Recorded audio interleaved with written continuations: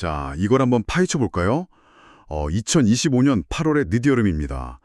비행기가 서서히 고도를 낮추면서 북유럽의 차가운 바다, 그리고 짙은 숲을 지나 스웨덴 제2의 도시 예테보리에 닿는 그 순간을 청취자님, 한번 상상해 보시죠. 오, 상상만으로도 벌써 시원해지는 기분인데요? 그렇죠. 그런데 이번 출장길은 단순한 비즈니스 트립이 아니잖아요. 목적지는 고티아 타워, 그리고 그곳에서 열리는 행사는 바로 전 세계 통신 기술의 미래를 결정하는 자리입니다. 네. 우리가 매일 쓰는 스마트폰과 네트워크, 즉 6G 표준이 탄생하는 3GPP SA 및 CT 워킹그룹 회의죠. 맞아요.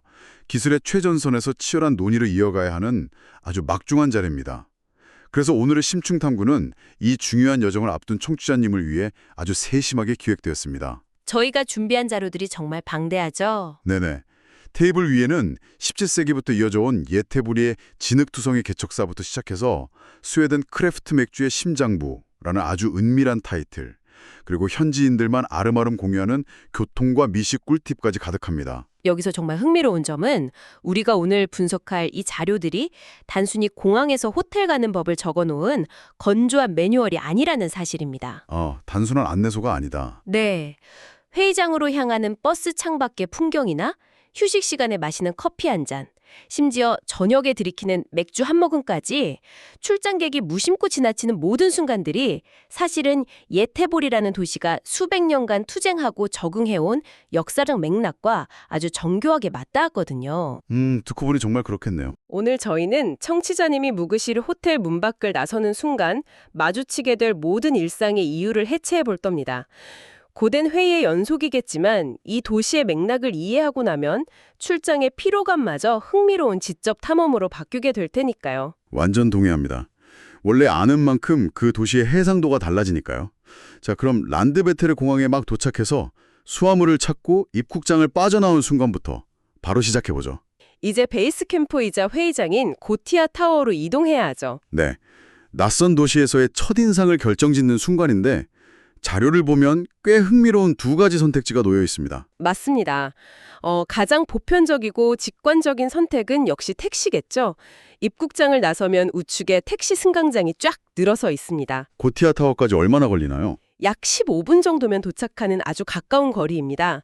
하지만 여기서 출장객들이 흔히 겪는 미터기 스트레스를 피하기 위한 아주 중요한 팁이 하나 있습니다. 미터기 올라가는 거 은근히 신경 쓰이거든요. 그렇죠. 자료에 따르면 타지에테보리나 타지쿠리르 같은 공식 택시를 이용할 경우 탑승 전에 반드시 고정요금을 적용해달라고 요구해야 합니다. 대략 600크로나 선에서 합의가 가능하죠? 오, 고정요금. 네, 교통 체증이나 기사의 경로 선택에 신경을 곤두세울 필요 없이 회의 자료를 한 번 더 훑어볼 수 있는 여유를 살 수 있는 셈입니다. 택시의 편리함도 좋지만 스웨덴이란 나라가 자랑하는 실용주의와 효율성을 도착 직후부터 경험해보고 싶다면 훨씬 더 매력적인 옵션이 있습니다. 청취자님, 입국장 왼쪽으로 시선을 돌려보세요. 아, 그 유명한 버스 말씀이시군요. 맞아요. 회색 바탕에 아주 경쾌한 무지개 줄무늬가 그려진 공항버스를 발견하실 수 있을 텐데요. 바로 플류그 부사르나입니다. 가성비 그 이상의 가치를 지닙니다. 티켓 하나에 100크로나대의 합리적인 가격도 훌륭하지만 진정한 장점은 그 정교한 시스템에 있죠. 15분마다 아주 정확하게 출발하잖아요. 네네. 이 버스에 올라타서 첫 번째 정류장인 코르스베겐에서 내리기만 하면 됩니다.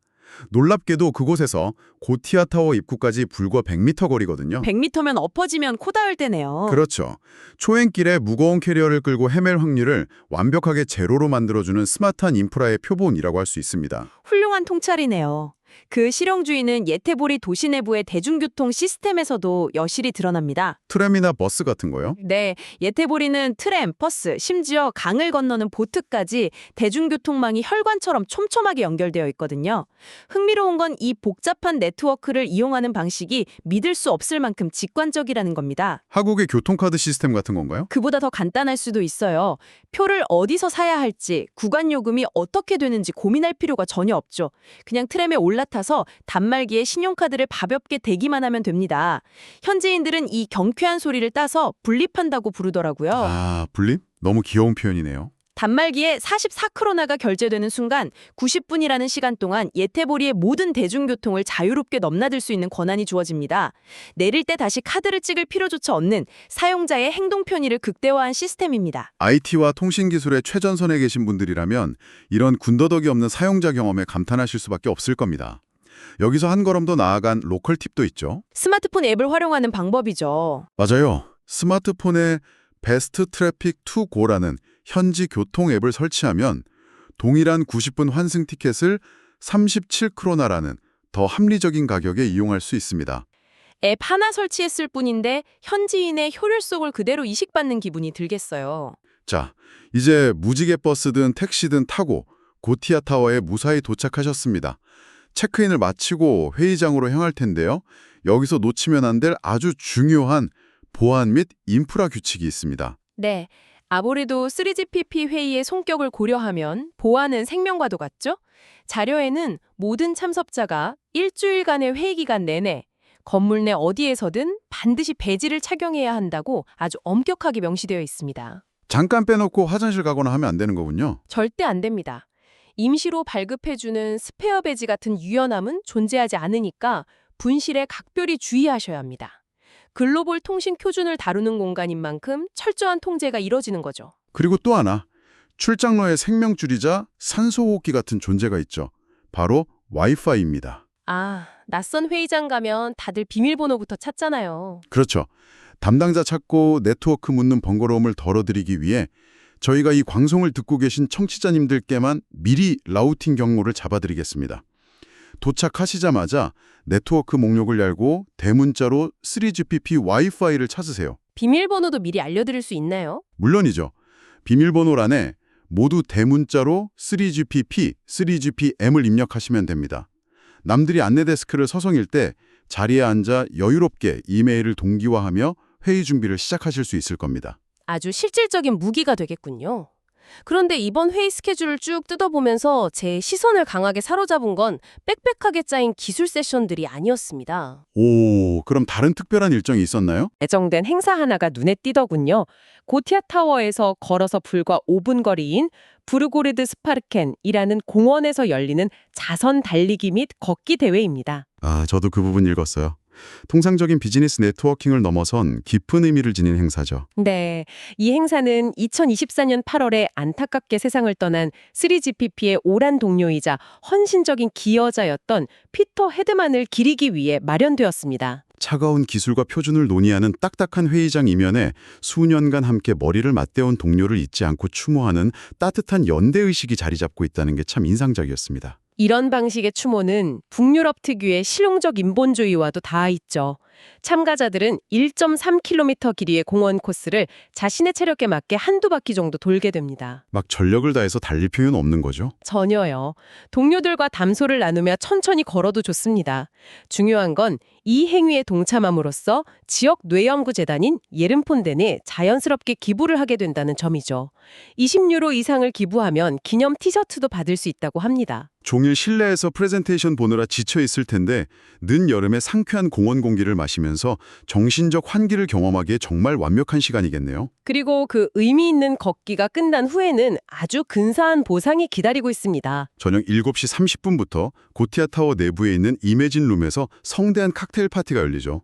후원사들 면면이 정말 화려하더라고요. 애플, 에릭슨, 화웨이, 오포, 퀄컴, 삼성, 비보 등 현재 글로벌 테크 생태계를 쥐락펴락하는 거인들이 함께 뭉쳤습니다. 특히 첫 1시간 동안은 오픈바와 다양한 카나페가 무료로 제공된다고 하니까 동료들과 땀을 식히면서 가장 트렌디한 업계 동향을 나누는 살롱이 펼쳐질 것 같습니다. 조용한 연대에서 시작해서 글로벌 테크 거인들이 후원하는 교류의 장으로 이어지는 수요일 저녁의 흐름이 정말 한편의 드라마 같군요. 자, 이렇게 회의장 안팎의 실질적인 일정을 마스터하셨다면 이제 시야를 넓혀볼 차례입니다. 예테볼이라는 도시 자체가 가진 물리적, 역사적 공간으로 깊숙이 들어가 봐야죠. 네, 틈날 때마다 도시를 탐험하셔야 할 텐데요. 예테보리에서 단 한 곳을 꼽으라면 주저없이 하가지구를 추천해드리고 싶습니다.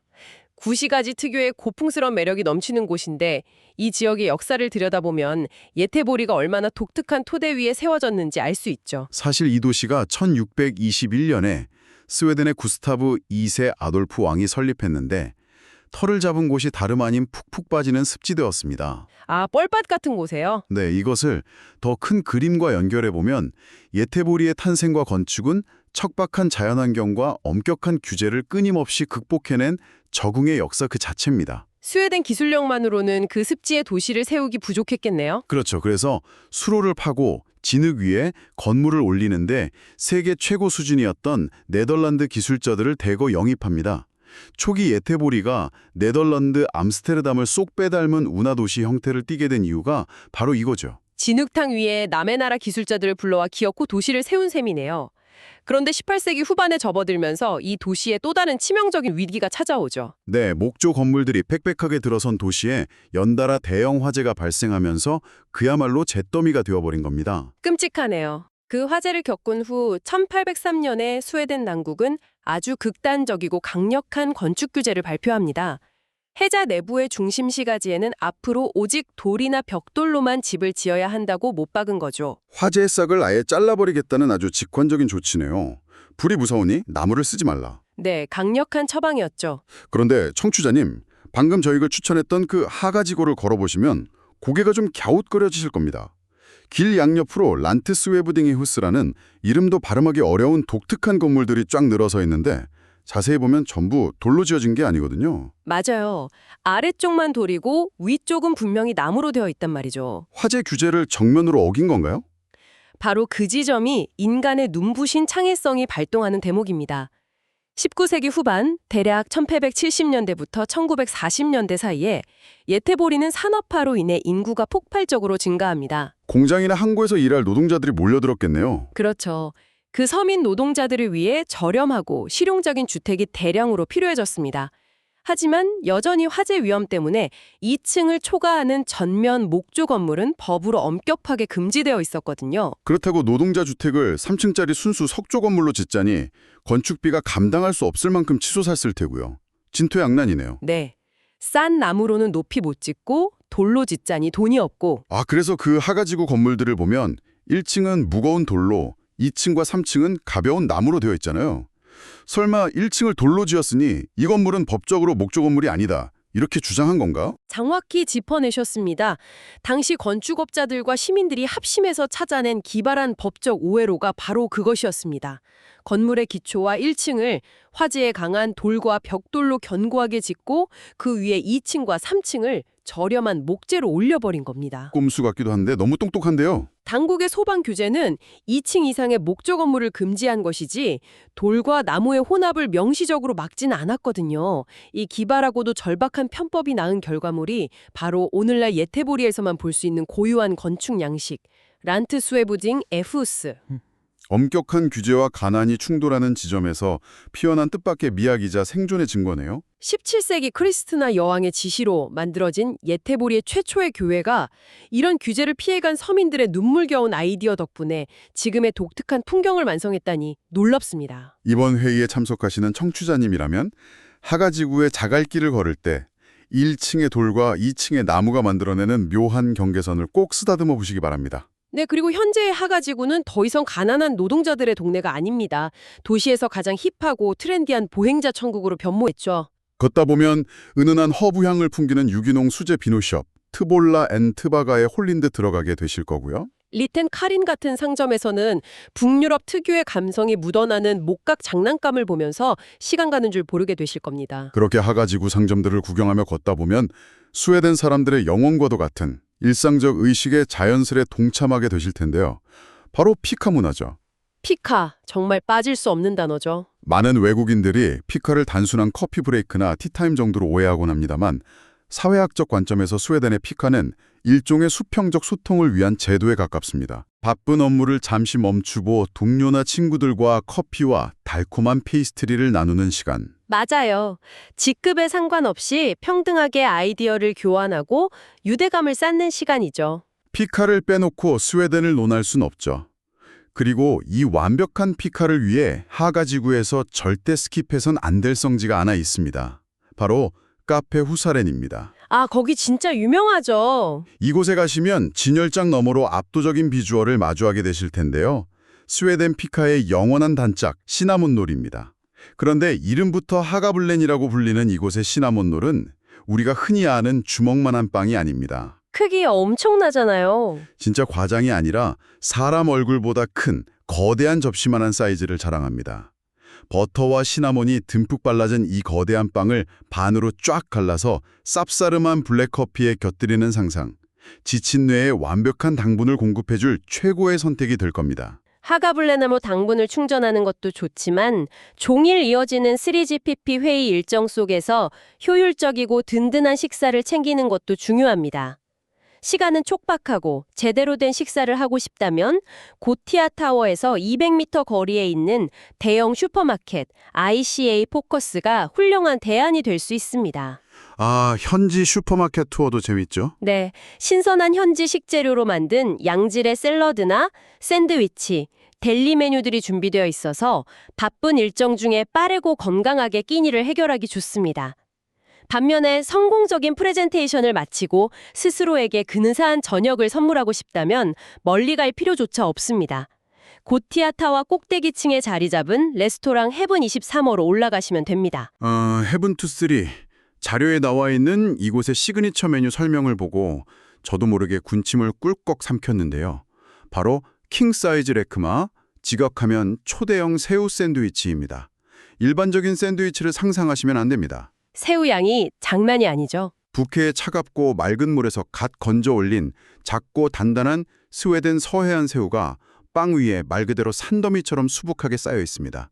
마요네즈와 레몬, 딜의 향긋함이 어우러진 이 새우산을 무너뜨리며 창밖으로 펼쳐지는 예태보리에 탁 트인 스카이라인 야경을 감상하는 순간 그날 하루에 팽팽했던 긴장감이 스르르 녹아내릴 겁니다. 그 새우 샌드위치가 유독 맛있는 데는 지리적, 역사적 이유가 있습니다. 예테보리는 부케를 품고 있는 항구 도시이자 수백 년간 스웨덴 어업의 심장부 역할을 해온 것이거든요. 해산물에 대한 자부심이 남다르겠네요. 그럼요. 이 도시의 어업 유산을 날 것 그대로 느껴보고 싶다면 페스케쇼르카라는 실내 수선시장을 꼭 방문해 보시길 권합니다. 이름이 참 재미있어요. 직역하면 생선교회라는 뜻이잖아요. 시장 이름이 왜 하필 교회인가요? 건물의 외관을 보시면 단번에 이해가 가실 겁니다. 1874년에 지어진 이 건물은 하늘을 찌를 듯 뾰족한 지붕과 거대한 아치형 창문을 가진 전형적인 고딕 양식 교회의 모습을 하고 있습니다. 오, 교회 건물 안에서 수산시장이 열리는 거군요. 성스러운 기도를 드려야 할 것 같은 장엄한 건축물 안에서 갓 잡은 연어, 굴, 랑구스틴 같은 해산물을 늘어놓고 활기차게 흥정하는 상인들의 모습은 일종의 성과 속이 교차하는 듯한 아주 기묘하고 매력적인 이질감을 선사합니다. 상상만 해도 독특하네요. 해산물 델리카테스네 신선한 굴 몇 점과 화이트 와인 한 잔을 서서 들이켜는 경험은 현지인들의 일상에 가장 깊숙이 스며드는 방법이죠. 생선교회에서 맛보는 신선한 굴 한 접시, 정말 매력적인데요. 만약 미식 탐험을 마치고 조용히 사색할 시간이 필요하시다면 회의장에서 트램으로 20분 거리에 있는 슬로츠스코겐 공원을 산책해보는 것도 추천합니다. 거기도 아주 훌륭한 휴식처죠. 습속에서 원반 던지기, 그러니까 디스크 골프를 즐기는 현지인들의 여유를 구경할 수도 있고요. 고요함의 극치를 보여주는 보타니스카 식물원의 산책로를 걸으며 복잡했던 머릿속 회로를 리셋하기에도 그만일 겁니다. 자, 그렇다면 청취자님, 이 모든 게 무엇을 의미할까요? 지금까지 예테보리의 진흙투성이 탄생 비화, 화재 규제를 피한 기발한 건축물, 압도적인 크기의 시나몬롤과 해산물의 유산까지 도시의 뼈대를 쭉 훑어봤습니다. 정말 알찬 일정이네요. 낮 동안 3GPP 회의실에서 차가운 기술 표준을 놓고 머리를 쥐어짜고 저녁엔 도시의 역사적인 거리를 누비며 땀을 흘렸습니다. 이제 남은 건 무엇일까요? 더 생각할 필요도 없죠. 치열한 노동과 탐험 뒤에 찾아오는 궁극의 보상, 바로 맥주 아니겠습니까? 맞습니다. 다들 스웨덴 하면 앱솔루트 보드카 같은 독주를 먼저 떠올리시겠지만 예테보리가 품고 있는 진짜 비장의 무기는 따로 있습니다. 이 도시가 스웨덴, 아니 북유럽 전체를 통틀어 가장 뜨겁고 진보적인 크래프트 맥주의 수도라는 사실입니다. 예테보리와 맥주의 관계는 이 도시 경제의 흥망성쇠를 그대로 투영하는 아주 흥미로운 지표입니다.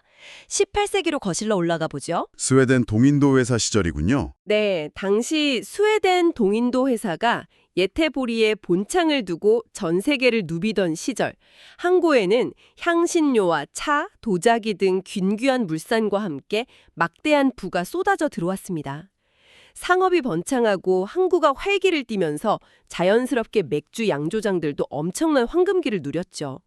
물이 좋고 곡물이 풍부했던 이 도시는 그야말로 거대한 양조장 그 자체였습니다. 무역선이 드나들고 상인들이 돈을 쓰니까 술통이 마른 날이 없었겠네요. 그런데 왜 우리는 오랫동안 스웨덴 맥주에 대해 들어본 적이 없을까요? 안타깝게도 그 황금기가 영원하지 못했습니다. 20세기에 접어들며 예태보리의 맥주 생태계는 서서히 자본의 논리에 잠식당하기 시작합니다. 지역의 수많은 중소 양조장들을 집어삼키며 몸집을 불린 프리푸스라는 거대 양조장이 사실상 시장을 독점하게 되죠. 아, 다양성은 사라지고 획일적인 라거 맥주만 남게 된 거네요.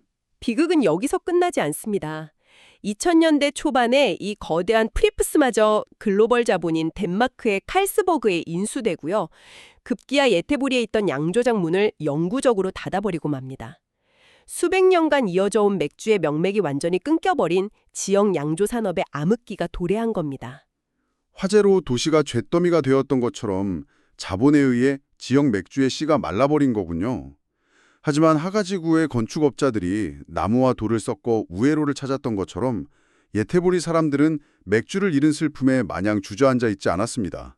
맞아요. 반전이 시작되죠. 2005년 두게스라는 소규모 양조장이 반기를 들고 문을 열면서 잠들어 있던 크래프트 맥주의 DNA가 다시 요동치기 시작합니다. 그로부터 약 20년이 흐른 지금 예태보리와 그 주변 외곽에는 무려 40여 개의 개성 넘치고 실험적인 수제 맥주 양조장이 보글보글 끓어오르고 있습니다. 정말 놀라운 부흥이네요. 이번 출장길에 동료들과 넥타이를 풀고 당장 달려가서 미각을 테스트해볼 만한 독특한 철학을 가진 양조장들을 브리핑해드리겠습니다. 첫 번째로 주목할 곳은 마요르나 지구 외곽에 자리한 비어 비디오텍입니다. 이름부터 맥주와 도서관을 합친 재치 있는 조어인데요. 전 세계 각지에서 모인 6명의 친구가 설립한 이 양조장의 운영 철학은 아주 극단적이면서도 예술적입니다. 어떤 철학이죠? 이들은 한 번 양조한 맥주는 절대 다시는 똑같이 만들지 않는다는 원칙을 고수합니다. 대량 생산의 시대에 정면으로 역행하는 철학이네요. 마음에 드는 맥주를 발견해도 다음에 맛볼 수 없다니. 아쉬우면서도 그래서 매번 방문할 때마다 새로운 맛의 지도를 탐험하는 기분이 들 것 같습니다. 진짜 맥주 도서관에서 신간을 꺼내 읽는 셈이네요. 그렇죠. 반면에 좀 더 강렬하고 낯선 분위기를 원하신다면 히싱앤 지각에 숨어있는 세드로고 브루잉을 추천합니다. 이름부터 범상치 않은 이 양조장은 자신들이 만드는 맥주를 포스트 아포칼립스, 즉 문명이 멸망한 디스토피아 미래를 위한 맥주라고 규정합니다. 흥미로운 컨셉트네요. 3GPP 회의에 참석하시는 분들의 상황과 대비해보면 더욱 묘한 카타르시스를 느낄 수 있을 겁니다. 낮에는 육지통신의 기술표준, 즉 인류의 가장 진보된 초연결 미래를 설계하기 위해 하루 10시간씩 치열하게 토론을 벌이지 않습니까? 그렇죠. 인류의 빛나는 미래를 위해 머리를 맞대죠. 그리고 밤에는 차가운 금속 효모 탱크와 붉은 조명이 번쩍이는 양조장 구석에 앉아 세기말적이고 파괴적인 이름이 붙은 쌉쌀한 디스토피아 맥주를 목으로 넘기는 겁니다. 완벽한 지적 일탈이자 훌륭한 쿨다운이 될 것 같군요. 디게의 춘저불 디스토피아를 마신다. 정말 매력적인 문장입니다. 혹시 록 음악을 좋아하시는 분이라면 오드 아일랜드 브루잉도 성지가 될 수 있습니다. 스웨덴이 자랑하는 세계적인 메탈 밴드 인플레임즈 출신의 멤버들이 화려한 월드 투어 생활을 접고 설립한 곳입니다.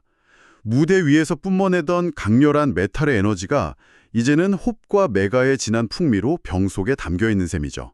도심의 개성 넘치는 양조장들도 훌륭하지만 예태보리의 진정한 자연적 본질은 서해안에 흩뿌려진 군도 지역의 양조장들에 웅축되어 있습니다. 북부군도의 비에르키오 섬으로 들어가면 화학자 출신이 실험실 가운을 벗어던지고 양조 마스터로 변신해 세운 발린데비어를 만날 수 있습니다. 화학자의 치밀한 분자 계산과 로컬 장인 정신이 결합해 한치의 오차도 없는 정교의 맛의 밸런스를 구현해내죠. 과학과 예술의 만남이네요. 그리고 이 브리핑의 피날레를 장식할 곳은 효네 섬에 위치한 효네 브류게리에트입니다. 여긴 맥주를 만드는 게 아니라 그냥 스웨덴의 바다 풍경을 액체로 만들어서 병에 가둬놓았다고 표현하는 게 맞을 겁니다. 자료에 묘사된 테이스팅 노트가 기가 막히는데요. 네, 어떤 맛인가요? 혀끝에 닿는 북해 바다의 짠내, 머리 위를 맴도는 갈매기의 날개짓 소리, 그리고 목조배에 잔뜩 칠해둔 타르의 끈적하고 훈연된 향기. 이 모든 날것의 자연과 어촌의 일상이 맥주의 풍미는 물론이고 빈티지한 병의 라벨 디자인에까지 질척하게 녹아 있습니다. 타르 향이 감도는 바닷바람 맛의 맥주라 그것은 분명 그 어떤 대형 자본의 레시피로도 모방할 수 없는 철저하게 예테보리 군도의 흙과 물이 빚어낸 테로와 그 자체일 것입니다. 자, 이제 슬슬 마무리해야 할 시간이네요. 오늘 저희가 준비한 심층 탐구의 지도를 머릿속에 쫙 한번 펼쳐보시죠. 란드베테르 공항에서 경쾌한 무지개색 플리그부사르나 버스에 올라타 매끄럽게 고티아 타워에 입성합니다. 보안 배지를 목에 걸고 3GPP 와이파이 네트워크에 동기화하며 전 세계 통신 마스터들의 전투에 참전할 준비를 마칩니다. 수요일 저녁엔 공원 나무 밑을 걸으며 피토 헤드만을 추모하고 테크 거인들이 건네는 칵테일 잔을 부딪히겠죠. 네, 휴식 시간에는 화재와 규제의 틈바구니에서 피어난 하가지구의 돌과 나무 건물을 쓸어보고 얼굴만한 시나몬 롤과 산더미 같은 새우 샌드위치를 베어 물게 될 거고요. 밤에는 메탈 로커가 끓여낸 수제 맥주와 세기말의 디스토피아를 넘나드는 경험까지. 청취자님, 이 완벽한 궤적을 밟아나갈 준비가 모두 끝나셨습니다. 이 모든 방대한 자료를 해체하고 다시 조립하면서 저는 차분하지만 아주 묵직한 이 도시의 핵심 DNA에 대해 깊이 사유하게 되었습니다. 예테볼이라는 공간은 언제나 결핍에서 출발했습니다. 맨땅이 없어 진흙투성이 습지를 개척해야 했었죠. 네, 도시를 집어삼킨 잿더미 위에서 1층만 돌로 쌓는 창의성을 발휘해 살아남았고요. 거대 자본이 지역 맥주의 생태계를 쑥대밭으로 만들었을 때도 포기하지 않고 40개의 빛나는 소규모 양조장을 싹 틔워내며 가장 진보적인 부흥을 이끌어냈습니다.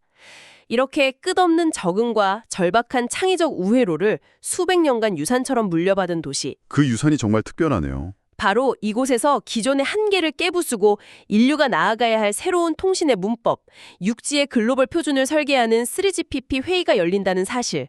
이것이 과연 우연의 일치일까요? 아, 묘하게 연결되네요. 스며들고 있을지 한번 상상해 보시는 건 어떨까요? 듣고 보니 그렇네요. 진흙탕 위에서 도시를 세우고 화재와 자본의 잠식 속에서도 끊임없이 우회로를 찾아낸 도시. 어쩌면 전 세계 통신 규격에 얽히고 설킨 난제들을 풀어내야 하는 이번 회의에 이보다 더 완벽하고 상징적인 무대는 없을지도 모르겠습니다. 네, 정말 그렇습니다. 이번 예테보리 출장이 기술적인 성취는 물론이고 이 강인한 도시가 건네는 깊고 단단한 영감들로 가득 채워지는 시간이 되시기를 진심으로 응원합니다. 치열하게 회의하시고 시나몬 롤과 크래프트 맥주로 뜨거워진 머리를 달콤하게 식히고 돌아오시길 바랍니다. 오늘의 심층 탐구는 여기서 마칩니다. 무사히 그리고 멋지게 다녀오십시오.